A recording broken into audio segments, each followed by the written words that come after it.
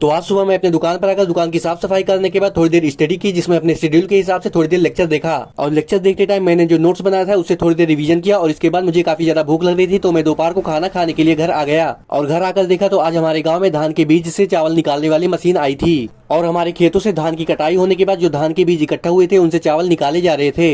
और दोपहर को लंच करने के बाद मैं वापस दुकान पर आया और देखा तो बाहर काफी तेज धूप निकल आई थी और मेरे सारे फ्रेंड्स धूप में बैठे थे। तो मैंने भी उनके साथ थोड़ी देर धूप में बैठकर टाइम पास किया। और थोड़ी देर उनसे बातें करने के बाद मैं दुकान में वापस आया और देखा तो मेरा एक पार्सल आया था, तो मैंने उसे रिसीव किया। और इसके बाद मैंने अपने ब्लॉग को एडिट किया और उसे अपलोड कर दिया। और शाम को मैं अपनी स्टडी के शेड्यूल के हिसाब से स्टडी को कंप्लीट करने के बाद दुकान को मैनेज कर रहा था। और कुछ देर बाद देखा तो मेरे कुछ फ्रेंड्स वापस आ जाते हैं, तो हमने थोड़ी देर एक दूसरे से बातें की। और उसके बाद मैंने कल जो अपने दुकान के लिए दवाइयाँ मंगवाई थी उनको बॉक्स में से निकाल कर उनके सही स्थान पर रखा। और रात को दुकान से घर आने के बाद मैंने सबसे पहले कपड़ों को चेंज किया, और क्योंकि बाहर ठंडी काफी ज्यादा थी इसलिए मैंने हीटर ऑन किया। और थोड़ी देर हाथों को सेकने के बाद डिनर किया। और उसके बाद अपनी स्टडी के शेड्यूल के हिसाब से थोड़ी देर बायोलॉजी का रिवीजन किया।